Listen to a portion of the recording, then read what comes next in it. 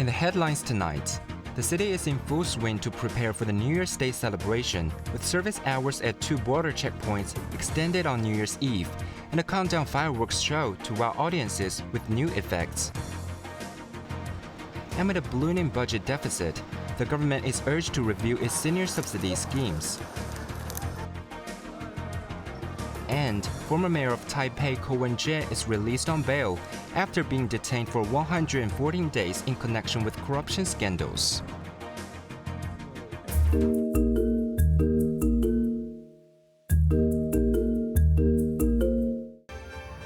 Revelers from both within the city and mainland can celebrate New Year's Eve with ease, as the government plans to extend public transport and border checkpoint services for safe returns after festivities. Specifically, the Shenzhen Bay control point, typically closing at midnight, will operate throughout the night, while the Luowu control point will remain open until 2 a.m., according to police. Meanwhile, the Hong Kong-Zhuhai-Macau Bridge and Hong Kong Port checkpoints will continue to offer 24-hour services. Its rail line services will also be extended, with the last train to Luowu departing Admiralty at 12:56 a.m. Private cars, other than those with permits for the Lok Ma Chau checkpoint, will be able to cross the border via the Shenzhen Bay ports. Most buses will extend their services into the early hours of New Year's Day, with City Bus adding 2 overnight routes connecting Tuen Mun to Shenzhen Bay and Hong Kong Island to Lok Ma Chau. The Immigration Department anticipates that around 1.1 million people will enter and exit Hong Kong on New Year's Eve and New Year's Day. Police have also announced phased road closures starting at 2 p.m. on December 31st in busy areas such as Lan Kwai Fong, Wan Chai, and Tsim Sha Tsui.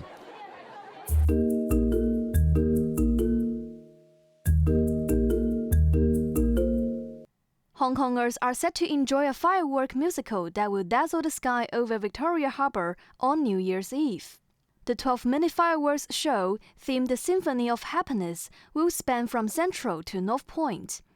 It will be divided into 5 movements, with one part premiering new effects first seen in Hong Kong, showing colored smoke that will symbolize auspicious signs of good fortune. The Tourism Board revealed that this year's fireworks were inspired by nature elements, aiming to convey wishes for a beautiful life. Residents can enjoy the show from 8 vantage locations, including the West Kowloon Cultural District, Hong Kong Cultural Center in Tsim Sha Tsui, and Central Waterfronts.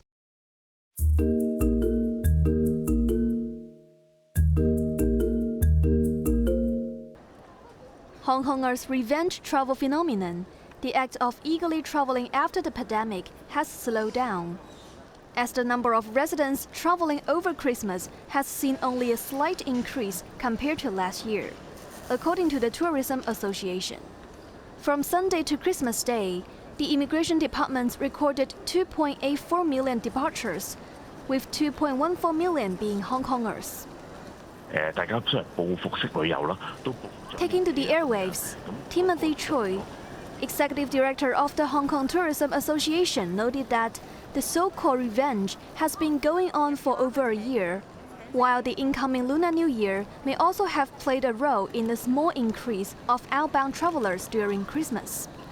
With the upcoming Lunar New Year just around the corner, many citizens may choose to focus on work and save up for a longer holiday, he added. Choi also estimated that around 400 to 500 short and medium-haul tour groups would head to mainland daily until the Lunar New Year's Eve. Yun Chen-ning, Chief Executive Officer of travel agency WWPKG, anticipated that the Lunar New Year travel trends will mirror those of the Christmas season. Although this Lunar New Year comes earlier, many places like Japan still offer great winter travel experiences in early February, Yun said. He added that during the Lunar New Year, an average of 15 tour groups would travel to Japan every day. However, he remained cautious about the market outlook due to the city's unstable economy. Evelyn Bai, Cable News.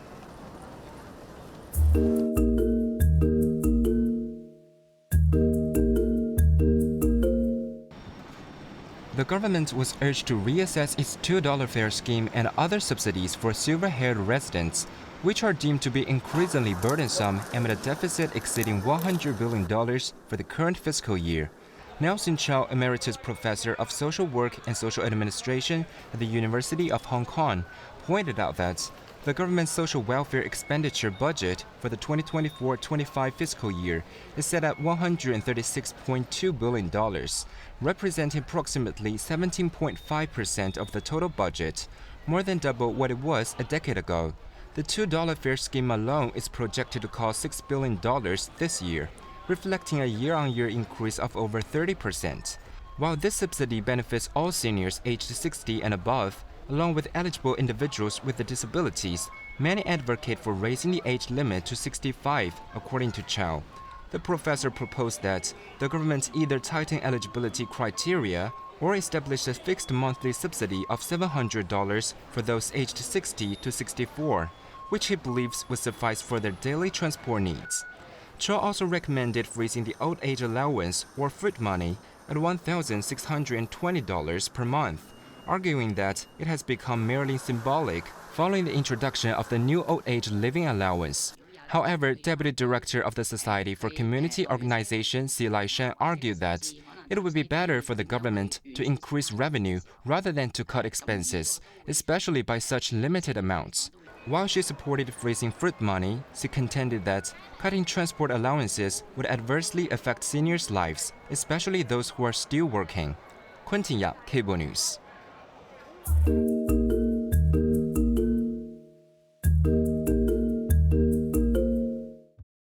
Having been held incommunicado for over 100 days, former Taipei Mayor Ko Wen-je was released today after posting bail of 30 million new Taiwanese dollars.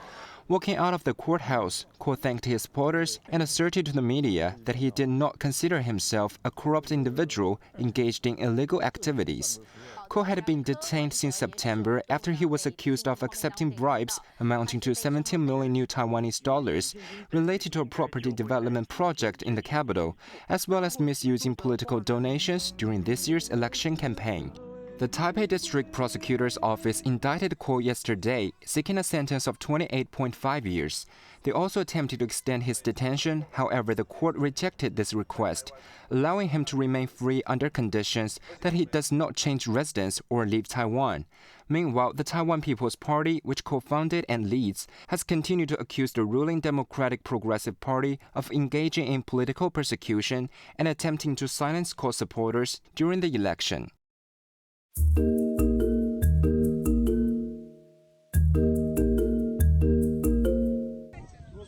The second black box of the crashed Azerbaijan Airlines plane has been recovered as questions mount over Russian involvement.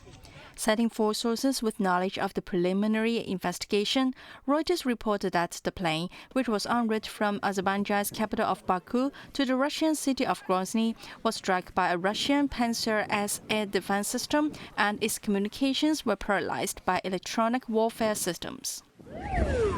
Another U.S. official also revealed that there were early indications a Russian anti-aircraft system may have struck the passenger jet that crashed in Kazakhstan, adding that it might have been a case of mistaken identity, in which poorly trained Russian units had fired negligently against Ukraine's use of drones.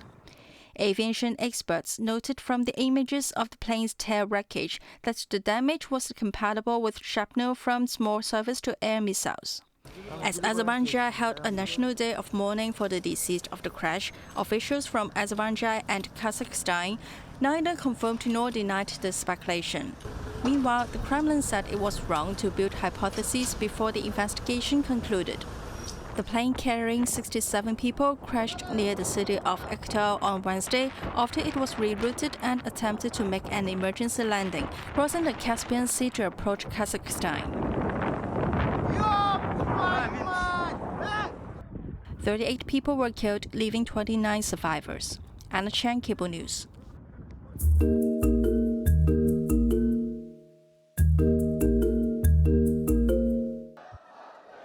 South Korean parliament voted today to impeach acting president and Prime Minister Han Duck-soo, plunging the country deeper into political chaos. The motion, led by opposition parties, was passed unanimously in a 192-0 vote, with the boycott by the ruling People Power Party protesting against the vote as abuse of power.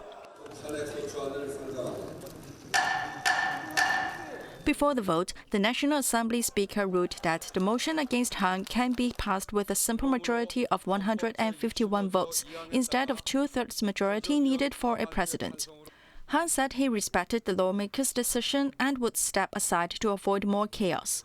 Deputy Prime Minister and Finance Minister Choi Sang-mok assumes the acting presidency by law.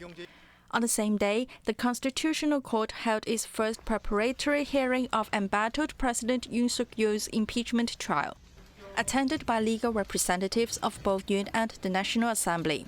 Setting the next hearing date on January the 3rd, the judge said the court considered the seriousness and gravity of the trial's impact on state affairs and the public, vowing to speed up the proceedings. The court needs to decide whether to uphold or dismiss the impeachment before mid-June next year. Yoon has denied charges of insurrection by declaring martial law on December the 3rd, arguing it was an act of governance. Anna Chen, Cable News.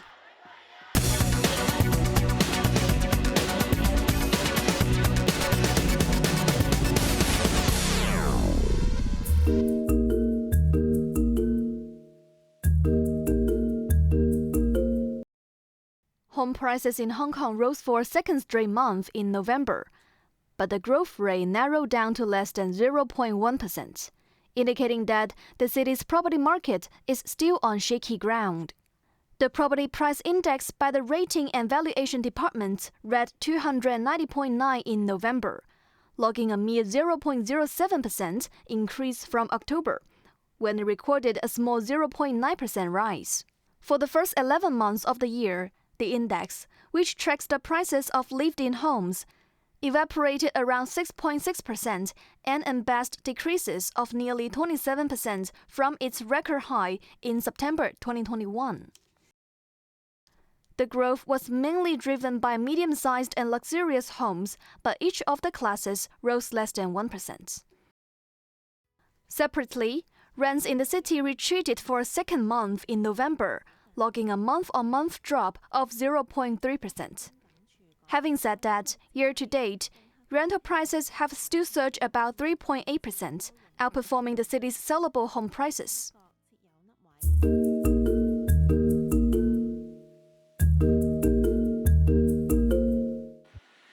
Industrial profits in the mainland fell for 4 straight months, but at a slower pace in November, signaling that the central government's stimulus measures may have helped reverse the trend of falling corporate earnings. According to the National Bureau of Statistics, the total profits of large industrial enterprises declined 7.3% from a year ago, following a 10% drop in October.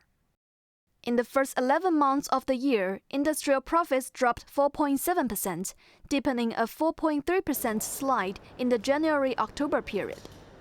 The NBS attributed the narrowing decline to rising prices, operating revenue, and enhanced profit margins for industrial companies. With the stimulus measures continue to manifest, the declines are expected to keep narrowing. It also added that further implementation of policies in line with the spirit of the Central Economic Work Conference is needed to continuously strengthen and consolidate the recovery of the industrial economy. Meanwhile, the Ministry of Industry and Information Technology estimated that industrial outputs will grow by around 5.7% this year. The ministry pledged to ensure steady growth in the industrial economy by boosting efforts to roll out large-scale equipment upgrades and encourage trade-in programs for consumer goods.